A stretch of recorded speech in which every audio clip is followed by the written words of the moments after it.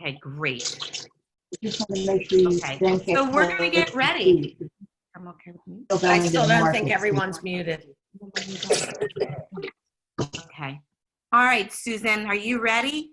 How do I get the... I am ready. So hi, everybody. Thank you so much for joining me. I know you guys are so busy and appreciate everything you do for our little guys and girls. I am a, you heard all about my Communiverse thing. I won't go into that.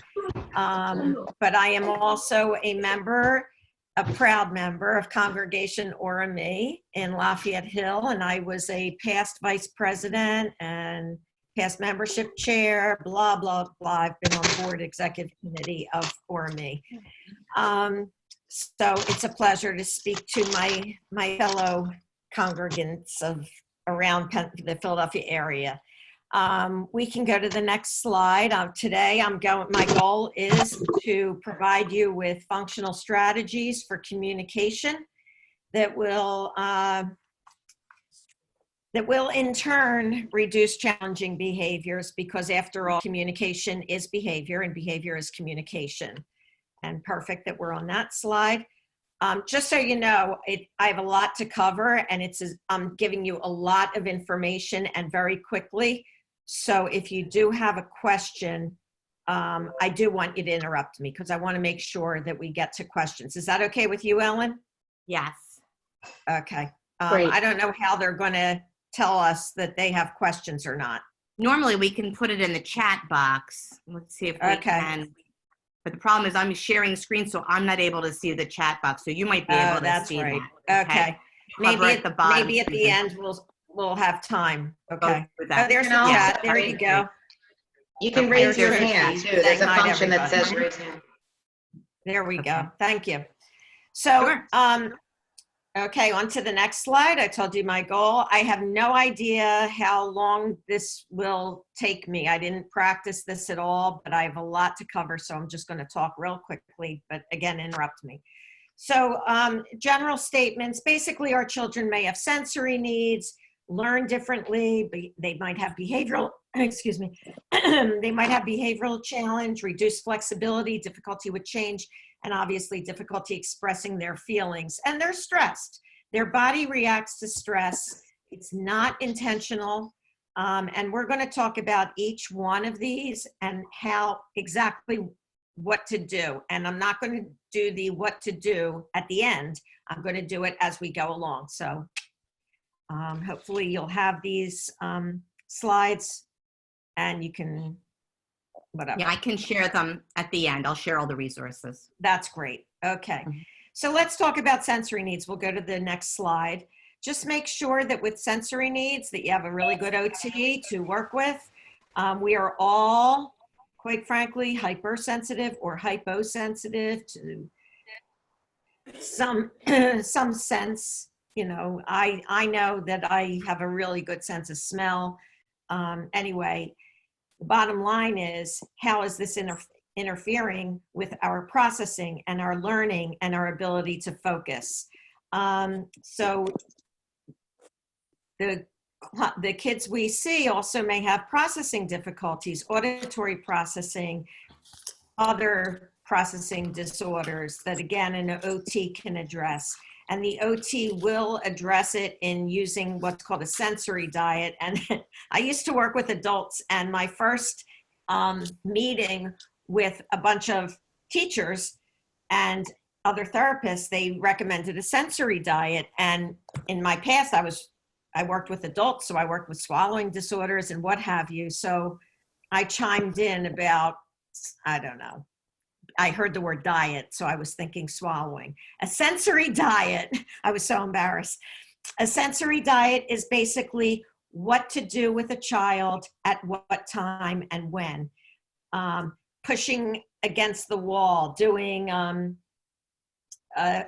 holding a fidget, that kind of thing. That's what the OT will suggest to you. On to the next slide. So let me just talk briefly about processing difficulties. Just so you know, auditory processing cannot be diagnosed until a child is about 7 or 8 years old, and that's by an audiologist. at Communiverse and most speech pathologists, I hope, really focus on, especially with a child with autism spectrum disorder, they will treat that child as though they have an auditory processing difficulty, because typically they do. Our kids are better at visual learning as opposed to auditory, for example. So when we're processing, we might have an internal distraction, or we might have an external distraction. Internal meaning we're stressed or we're thinking about something else. And I mean, we all have that, especially right now. We have some internal distractibility, and external distractibility is what I was talking about. You know, I hear that sound, what's going on? So basically what you can do is reflect back. It looks like, this is what you can say, it looks like you heard something. And notice I'm validating, and then I'm using the word and instead of but. It looks like you heard a sound, and we're still thinking about the book we're reading. So bring that child back and basically be aware of each child and what they're thinking. And then with auditory processing, we need to make sure for these kids who aren't following directions, for example, we have to make sure that we notice that and that we're waiting for them to process what we just said, because quite frankly, sometimes it's a few seconds that a child hears what we say and it goes into their system. And then we also have to maybe slow down what we're saying. We have to clarify what we're saying, and we might gesture at the same time that we're talking. So a child isn't following a direction, we're gonna wait for them and slow it down and say it again, or even say, what part did you hear? That kind of thing, and gesture at the same time. So we can go to the next slide. And then we have reduced flexibility. I think we might be all feeling this a little bit, particularly when this coronavirus, I always say that, communiverse, coronavirus, sound familiar, sound alike. When this first came out, I know that I had more of a need for control. So what I did was I started cleaning more, for example. We all do something. So a child might demonstrate reduced flexibility. And I'm going to tell you what I tell kids about what flexibility means. And I got this, this quote, this definition from an old colleague of mine, Kathy Grayson, who's now in California. She's an educator as well, I believe. She said, flexibility means to make changes and still be okay. To make changes and still be okay. So I will use the word, even for the little ones, I will use the word flexible in a positive sense. Any word that I'm teaching, I use in a positive sense, not negative. Like, you have to be flexible. I would never say that. I would say it looks like you're being so flexible, you're making changes and you're still okay. That kind of thing, so that they get to understand that word, so that later on we can use it to say time to be flexible, time to make changes and still be okay. But basically people, when they have reduced flexibility, they need control. They're basically feeling out of control, so they're going to get more stuck. So I personally specialize in autism across the lifespan, so I work with adults as well as little ones. So however you want to frame this for your kids, but I do a 5-point scale, or for your kids, you might do a 3-point scale.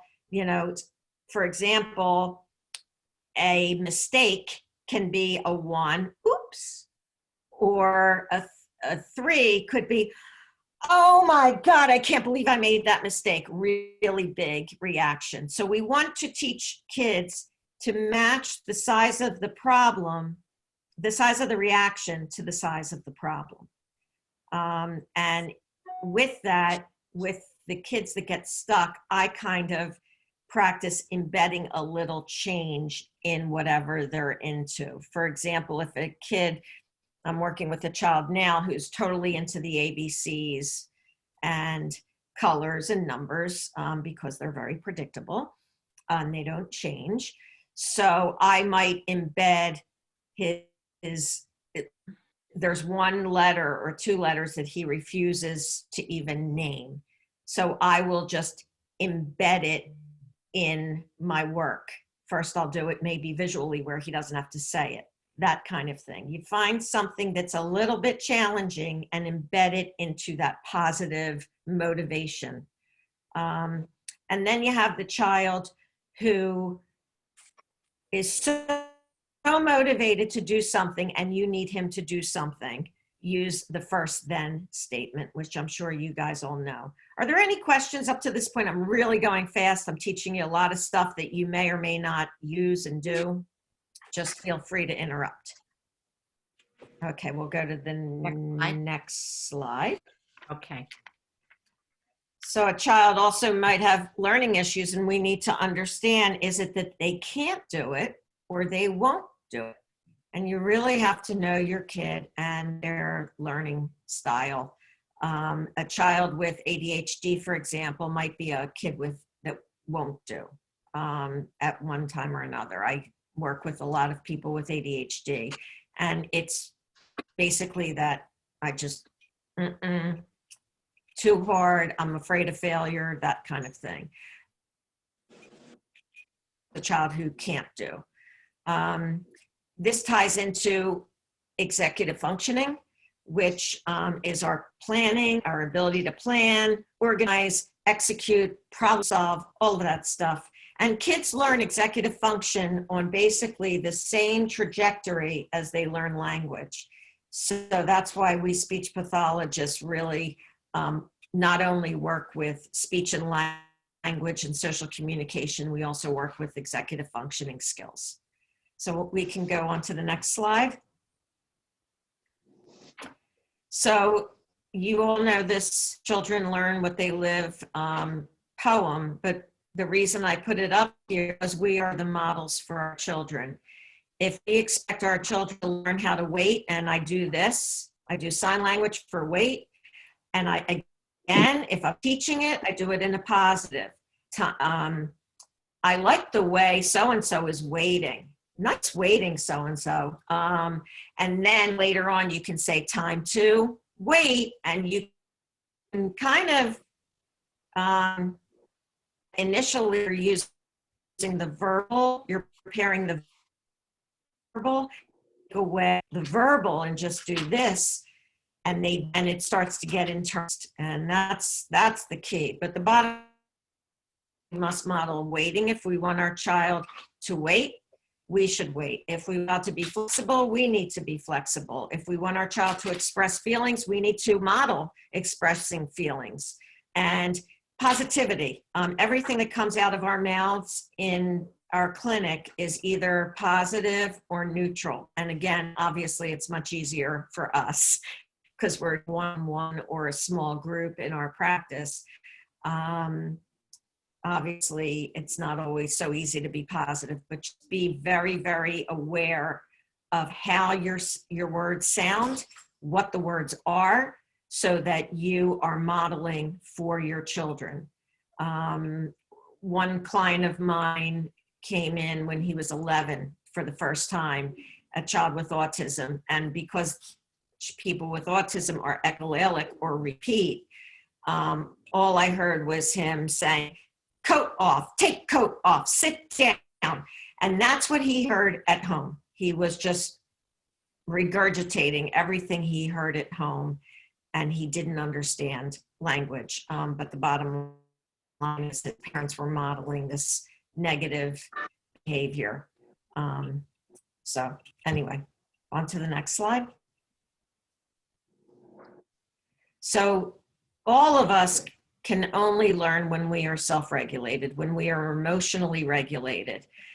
We need to stop. we need to think about how we are behaving and how we are looking to someone else. And quite frankly, everything I'm saying today is for any relationship we're in. Quite frankly, it's not just with your students, it's with anybody, any relationship. So you stop, you think about how you are presenting yourself, or is that a good decision I'm about to make? And then you act on it. That goes into that executive functioning thing that I was talking about. But one of the things that we're doing when we're stopping is we're thinking, who owns the problem? Is it me? Is it that I'm really, really frustrated right now?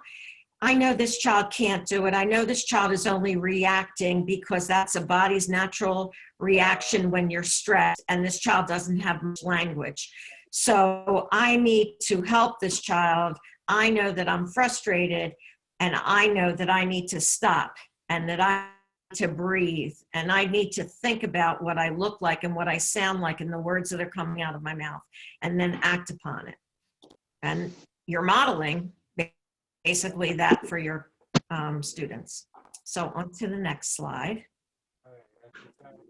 So what do we do when there's negative behavior?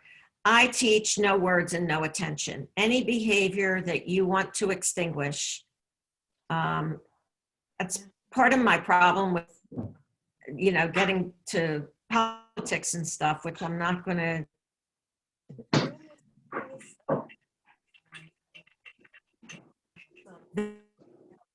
When anyone pays attention to negative behavior, they are increasing that behavior. Any behavior that is paid attention to, whether it's positive or negative, that behavior will increase with attention. So words, no attention, no eye contact, no changing, no, our little, or anything like really hard thing to change that. So we can go to the next slide. So when do we provide no words? Not just during negative behavior, but during routines. And the reason that we're doing that during routines is because it's really hard. Okay, someone has a comment that I can't read. Yeah, I don't know if I can either. Can you just say it out? Can you unmute yourself, please, and just let us know? Wait, let me see. Here it is. It's getting really choppy on Dana. Choppy. Is anyone else experiencing this? Yes. Yes. Okay, so everybody should be. Everyone. Yes. I just learned this on a different call. If we all stop sharing our video, except for Susan and Ellen, it should make it better for you guys. Okay, that's a really good point. So don't share your video. Thank you. Okay, see if that works. Okay, so Susan, you can go back and okay, make it happen. Let's see if So, that's I of any hope we help. sound better. Let us know. Give us feedback. I appreciate that. Okay, So yeah, during routines, you're not going to. Are we okay? Still a little Good. choppy. Okay. It just might be there's a lot of people on Zoom for around the world, and there's just a bad connection today. Sometimes Yeah. it happens. Okay.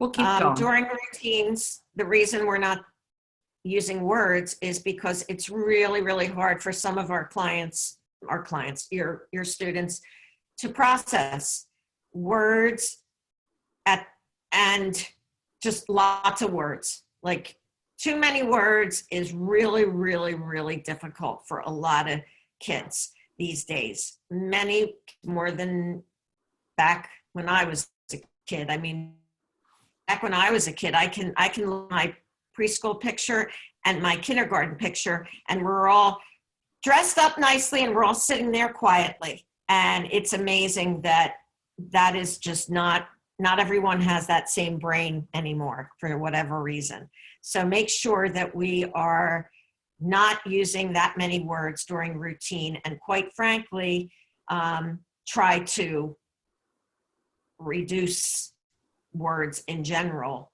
during routines. Kids would be able to understand, okay, time to, nice putting your backpack in your cubby, that kind of thing. You're focusing on the positive, but not words during the routine. Same thing, the same reason, because you want to increase their self-esteem, you want to help them internalize expected behavior. We can go to the next slide. So we want to give as much positive attention as possible. And this little guy, on to the next slide, Ellen, please. Thanks. Yeah. Okay, so this little guy who's holding up the good job sign, I hear it so much with parents. Good job, good job, good job. Well, what does good job look like? What does it sound like? You want to really give specific verbal praise. You want to say, I like the way so on the carpet. Nice blanking. For people with autism, they have trouble with verbs. So it's really great to use verbs. Wow, nice climbing up the ladder, whatever. Just specific verbal praise. Good blanking, nice blanking is how you provide specific verbal praise. Try and laugh at yourself when you hear yourself say good job, because that means absolutely nothing. But again, positive attention, it increases that positive attention. And that's how you want your room to feel and look like, that positive vibe. So use those positive words. So we can go on to the next slide. Even no matter how little that positive behavior is, if they're getting towards listening to you and getting toward transitioning from, let's say, the block corner to the carpet, they're looking, oh, nice thinking about coming over to the carpet. So notice all the little things as well. So we want to foster a positive environment for everybody. And how do we do that? We do that through providing structure, providing as many visuals as possible, which we'll talk about, and preparing the forebrain, basically to help with transitions. So after circle time, we are going to blank and whatever. You all, I know you do this. I've seen many of you in action, and I know you do a lot of the stuff that I'm talking about. I'm just either doing a refresher or teaching you new things, hopefully teaching you new things as well. So on to the next slide for visual supports. And here you have a time timer. Basically, when the red disappears is when that activity will be over. Many of my clients swear by it, and it really helps them with self-regulation. Emotional regulation. We have a visual schedule. We might provide a choice board, because some of, at least my clients, don't know what to do when there's downtime. And that's a really great thing to provide either in your classroom or tell parents about all of this stuff.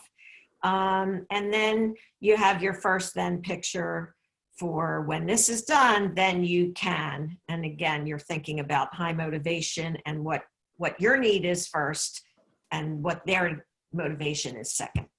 So we can go on to the next slide. We want to be able to pair ourselves and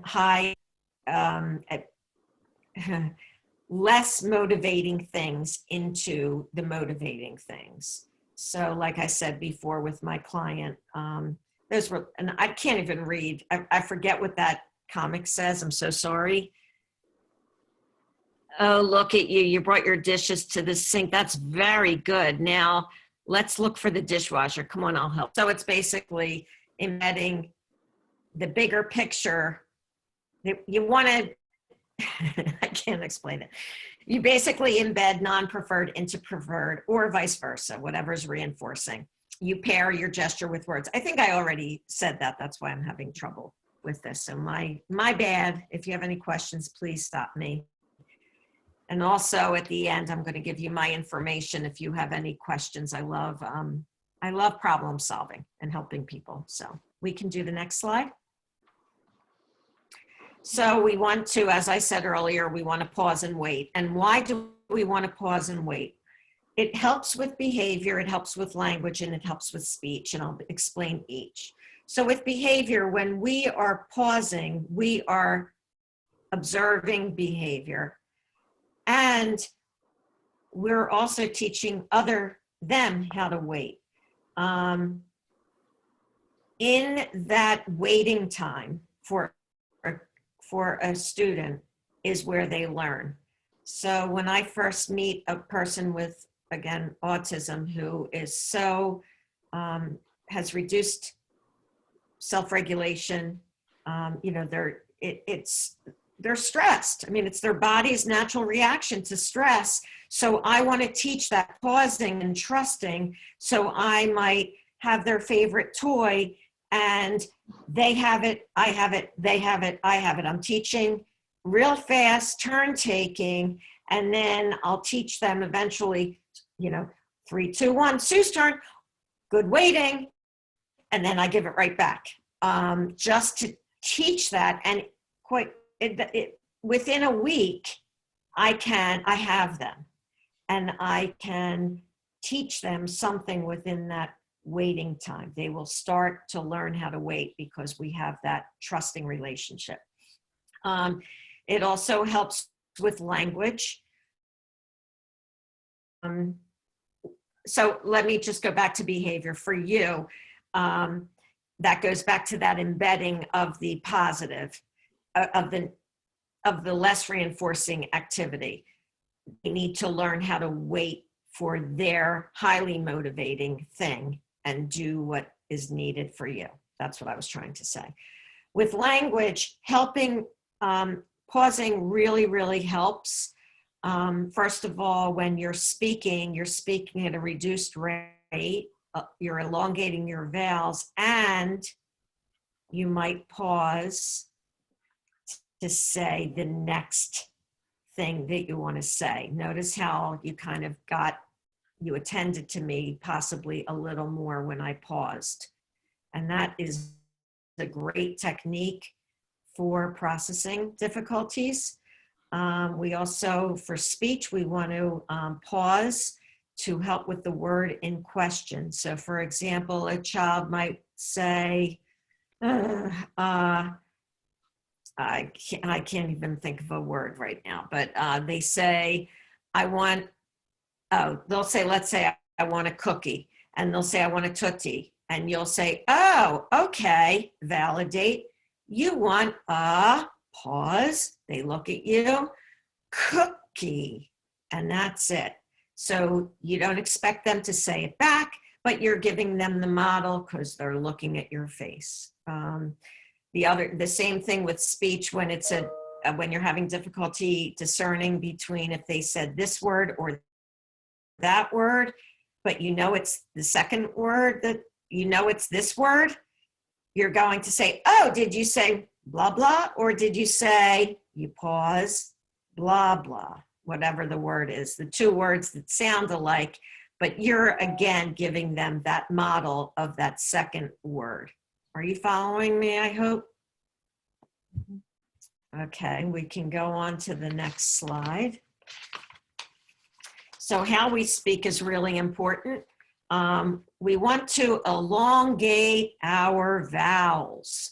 And why do we want to do that? It's to slow our rate of speech, to help kids with processing difficulties. It also provides a model for those kids that have difficulty talking, because vowels are the thing that provides it's the most salient sound in a word. It's the most important sound in the word. It's the one that provides the most speech intelligibility, or how well someone understands us. So a person who has trouble talking, a person with apraxia, for example, whereby the brain doesn't connect to the mouth, they know what they want to say, they can't get it out, they might have a device to be able to talk. That is a perfect model for those kids, is to elongate our vowels. Not just for apraxia, but it's for processing. And it's really to slow yourself down. It helps you in calming yourself. You also want to repeat a word. For example, I'll go back to that cookie example. Oh, okay, you want a cookie. You want a cookie. Notice I elongated my vowel, then I'm going to repeat. I'm going to vary the intonation.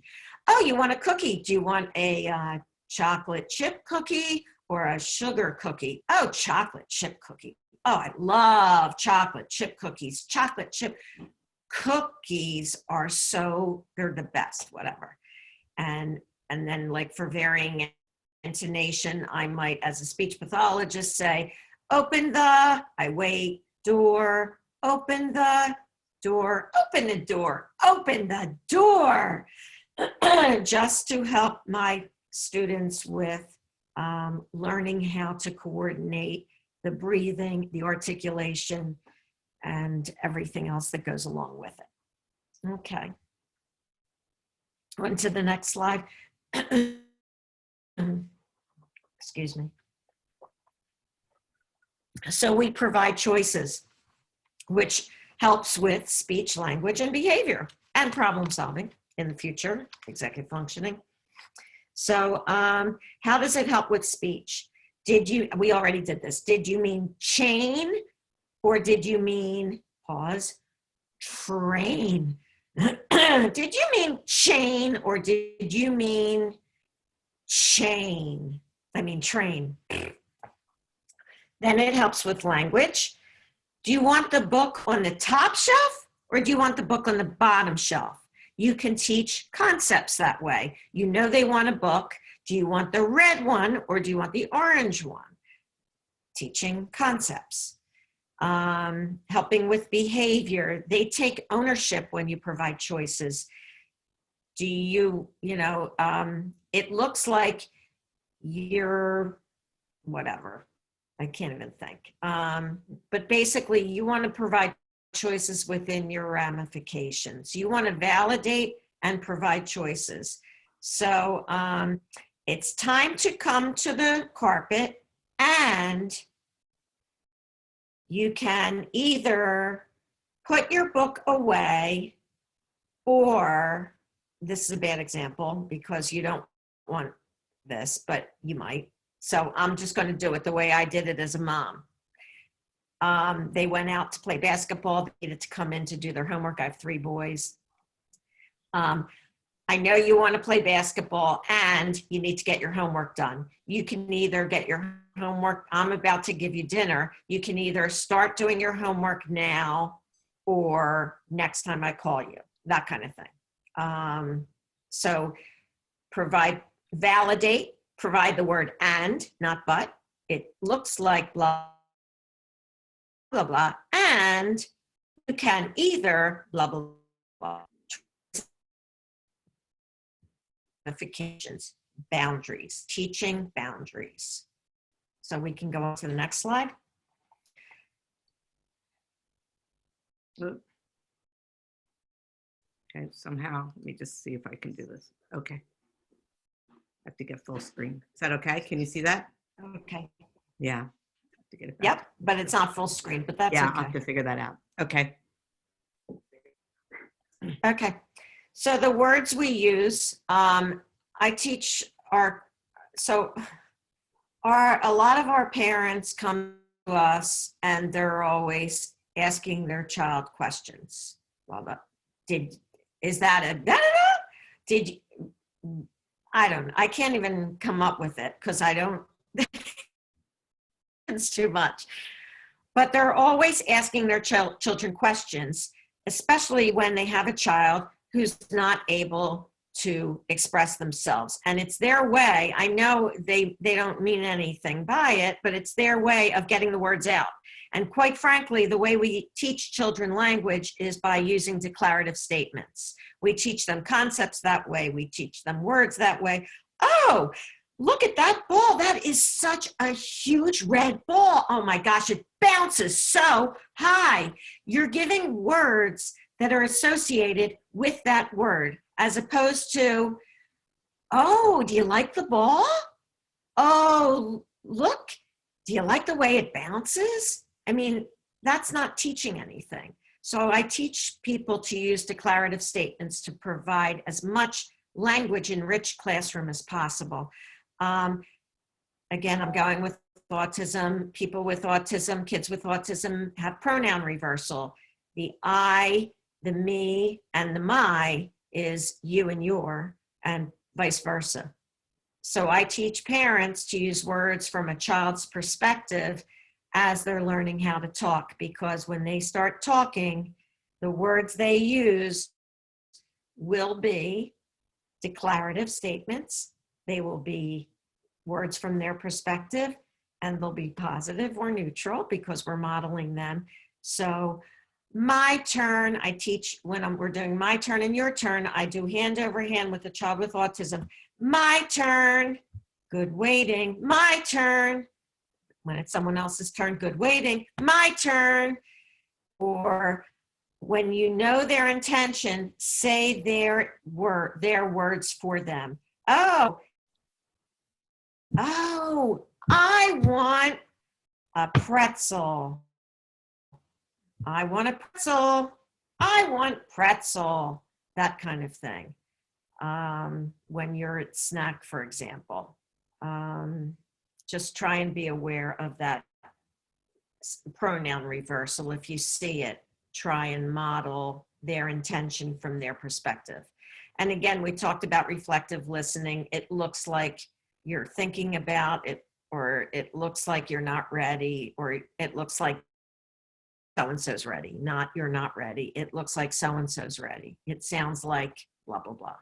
It sounds like you're frustrated. We can go on to the next slide and some more words we use. I use time to as an anticipatory set kind of thing, just like someone would say, Susan, and I would look up and I do the next thing. Time to blank, blank, blank. Keep it short and simple, okay? It's KISS, keep it short and simple for directions. I did, it looks like you're still thinking about it, looks like it sounds like. Sue feels blank. I say Sue feels instead of I feel for my clients with autism. I did the validating choices within your ramifications. You want to sometimes provide scripts for your kids, especially those that can't really communicate that well. Oh, I'm so mad. Say it for them. They're mad. I'm mad. I don't like. Now, I use sign language so that I can eventually take away my voice, and they're saying don't like. I don't like, don't want, and it looks like you don't want, and we still need to do it. First this, then this. But provide scripts, know their intention, and say it for them. Do that for people who don't talk verbally, who have devices.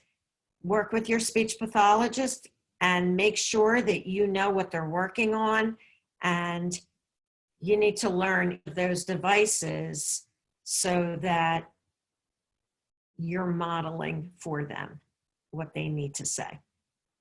And then I use a lot of cognitive words, metalinguistic words, such as, I wonder if you want blank or blank. Oh, and you know their intention, so you might say, oh, I wish I could blah, blah, blah. Oh, I can't. That kind of thing. Hope, wish, think, wonder, all of those. Yes, higher level words, but again, I'm going from the perspective of, because I specialize in autism, for those kinds of learners. These are the techniques I use for those kinds of learners. Many of those things can be used for all of this neurodiverse population that we are now working with. On to the next slide. So it's funny, when I was newly married, I was in graduate school, and my husband said, why do you have to go to graduate school to learn how to work with S's, R's, and L's? So we do a lot more than just speech, as you can now hear.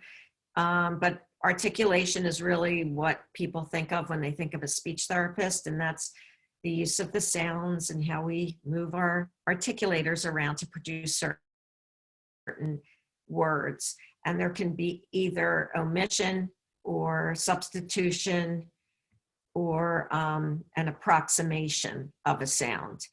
That's different than what's called, which I didn't list, phonological processing disorder, whereby a child might front all of his Ks, for example. So the K becomes a T, or the G becomes a D, for example. So they're fronting consonants that are usually produced in the back of our tongue, that kind of thing, or final consonant deletion, or initial consonant deletion, or they put a little glottal stop between words like kitten instead of kitten. No, we don't, that's a bad example. Whatever, you understand, you just, they put glottal stops there for sounds.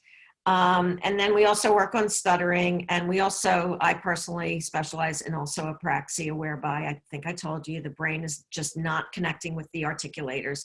The child really is groping to get those sounds out. And it's not about a single consonant. It's about how to move from one consonant, one sound to the other consonant. So a speech pathologist is not working with a person with apraxia on b, but they're working on ba, bo, boy, bye, ti, tie, toe, all of those to kind of help them with figuring out how their tongue moves for all these different sound combinations. And people with apraxia should have the use of a device because it's so frustrating for them to get those words out. So on to the next slide. I just gave you a little thing about, which is real, I'm sorry about the small print, but it's basically when the sound is mastered, when it should be mastered, and common errors at those ages. So when I, like stopping and cluster reduction are phonological processes. Distortions, omissions, substitutions are part of articulation. Let me just talk about stuttering for a second. I just forgot. With stuttering from the ages of 2 to 6, excuse me, a child is really, is developing sound and speech and language at a very, very fast rate. So it's really important that you understand that from the ages of 2 to 6, their demand is up here where their capacity is down here. So you might have not stuttering, but it might be a normal disfluency, we call it. And what we can do so it doesn't turn into a stutter is, again, modeling. We model making sure everyone has a turn to talk and that everyone is listening when someone is talking. So that's number one. We don't interrupt people. We slow our speech down. That's the other reason for elongating your vowels. That will teach you how to slow your rate of speech down, which will help someone with this kind of disfluency. You might even, every once in a while, just fake it and say, oh my goodness, what do I say? I haven't worked with stuttering for so long. I don't know, maybe I got stuck. I don't remember what I say, but basically we want to do turtle talk and not rabbit talk or cheetah talk or whatever it's called. As you can tell, that's not really my forte. Other people in the practice do a lot of this stuff. So we can go on to the next slide. I just want to make you aware of 2 to 6, the demand and capacity is just separate. So speech pathologists also work on language, and language is split up into form, content, and use. Form is how we organize our words through the grammar. Content is the semantics or the vocabulary, and use is my baby. It's the social communication aspects. So it's eye contact. It's how we use language, whether it's verbal or nonverbal. Interruptions, talking too long, not knowing when to stop, not being able to read people. That's social communication. That's the use of language. So we can go to the next slide. Oh, I think I'm doing okay for time. Okay. Receptive language strategies. Try to provide choices, and the second choice is the one you know they want, or it helps them in understanding what you're saying. Breaking down directions, pair your gesture with your words, and teach them, I didn't put this on here, I thought of it last night, teach them listening position. You might do give me 5. I don't know, you probably all do this already, but give me 5, our mouths are closed, our eyes are on the person, ears are listening, our hands and legs are not wiggling, whatever. I don't like not wiggling. They are still. Notice I changed my negative into a positive. So that's give me 5. Other people use Larry listening. I don't know if you know that from Social Thinking, which I highly suggest you look at, www.socialthinking.com. Michelle Garcia Winner is my guru. She is a speech pathologist and works a lot on social thinking, this whole social communication piece that I work on. So we can go to the next slide. Expressive language strategies, again, choices. We talked about that. Expansion. So, okay, let me talk about choices. So when a child isn't talking very much, you're going to give them choices. Did you want the blank or the blank? That kind of thing. Do you want to go faster? Or do you want to go slow if you're teaching modulation? I can't think of it, but I think you understand the concept of when a child is not initiating, you're going to expand. I mean, you're going to give them choices. When they are talking, you're going to expand what they're saying. So, I should have thought of all these examples. I do it like this every day, but basically, oh, you saw a TV show. Like they might say TV. Oh, you saw TV. I wonder if you saw blank or blank. Oh, that must have been so much fun. Or you played whatever, you understand. You're expanding on their language. If you're not understanding them, you're going to provide them with, you're going to provide them with the big category. It sounds like, I know you said that you went somewhere. So I know you went somewhere. I wonder if you're talking about, oh, wouldn't that be nice, going somewhere? I wonder if you're talking about somewhere with mommy or with Nana, whatever. The bottom line is you're going from knowing what they said, repeating it back, and starting with the big category, not just animal, for example, but then you go to zoo or farm kind of thing, so that you're understanding a little more of what they're saying. The last thing the child hears needs to be the correct model. So let's go back to the cookie thing. You want they say Tootsie. Oh, you want a cookie. I want a cookie.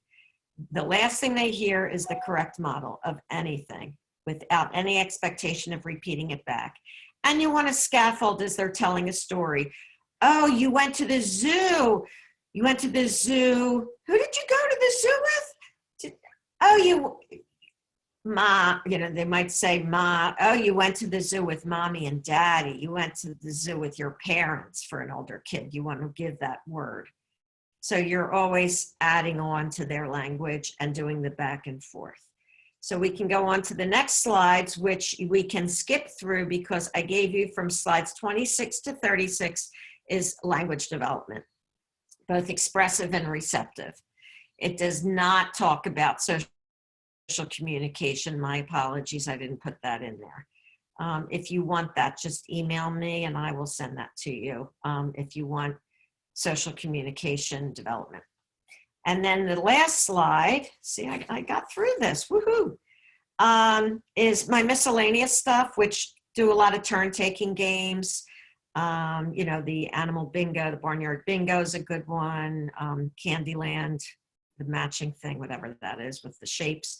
Thinking about you, thinking about me as part of Michelle Garcia Winter social thinking program. It's a great thing.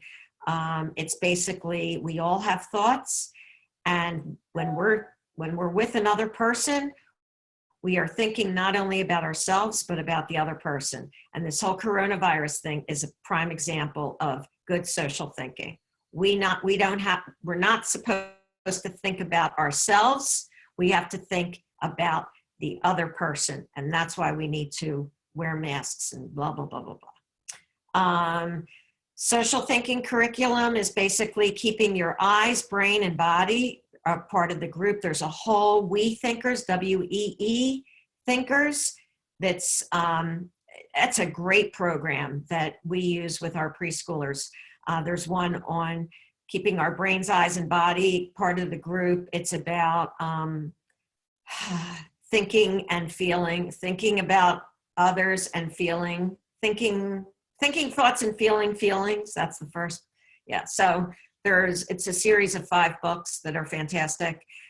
Listening Larry, the ready listening position, and Listening Larry, and Zones of Regulation. I didn't even get into feelings, but this is just a great program. It's color coded. Feelings are fine. They're all okay. And we have the blue as like low energy, bored, or sad, low energy. Yellow is more excited and frustrated, a little more energy. Well, that's too much energy.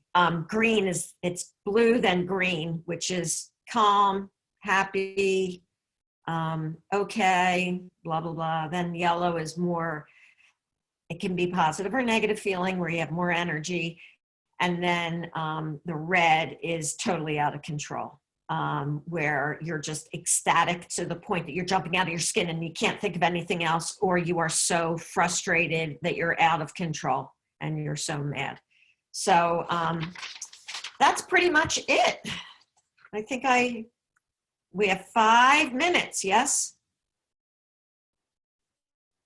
You're muted, can't hear. Best thing to do would be to put your questions in the chat, and then let's see if we can get some answered. I can monitor. Oh, and then the last slide is my my email and my website and my phone number. I'm going to send everybody that, so I'm going to do a follow-up, and so you'll have it. Let me see if I can move this down. But we can certainly, I can send all that information out. I stop sharing my screen. And I love problem solving. So if you have a child you want to talk about, please feel free, without obviously mentioning their name.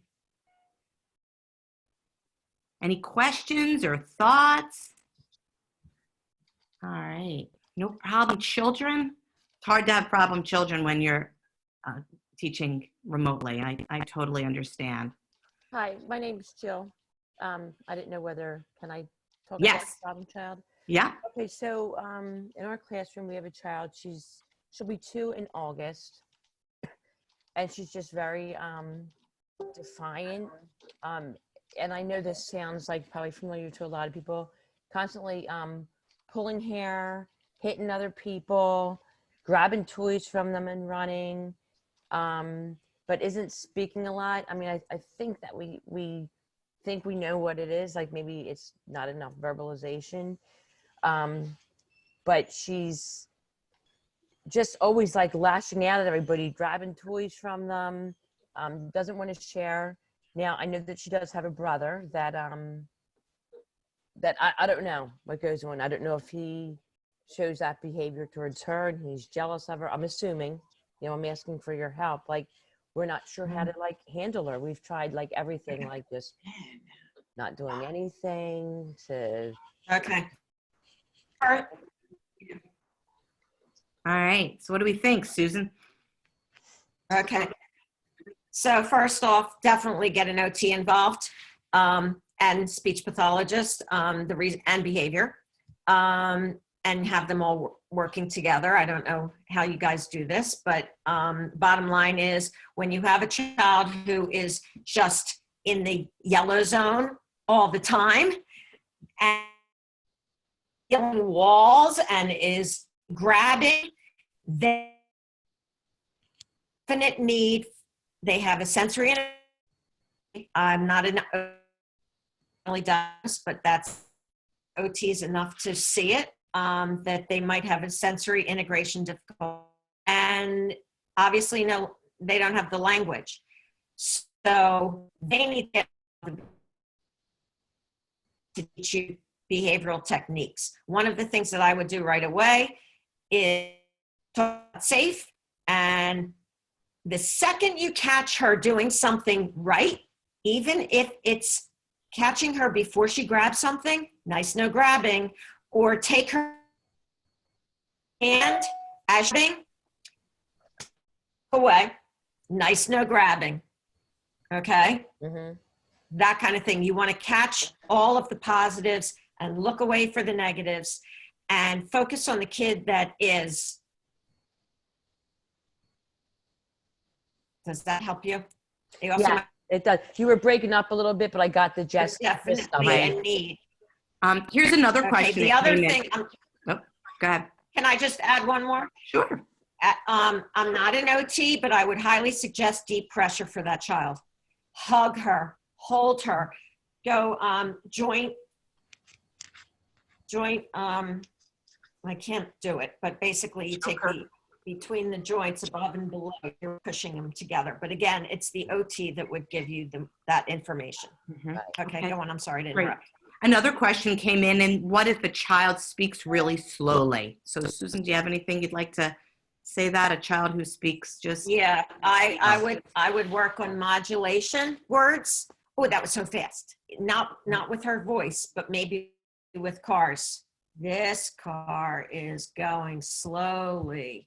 This car's going fast. Oh, but too fast. We can't be turtle and we can't do cheetah. Just right. So a 1, 2, 3 maybe thing like that you saw, that's about how fast something is. Slow, just right.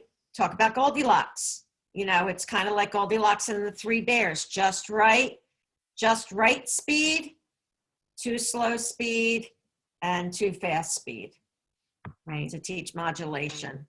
Very And good. model it. Say, oh, it sounds like you said, and we're going to just speed it. I'm just going to speed it up a little. Da, da, da, da, da. And you might want to do it with it, you know, with banging, you know, all that kind of stuff in your music.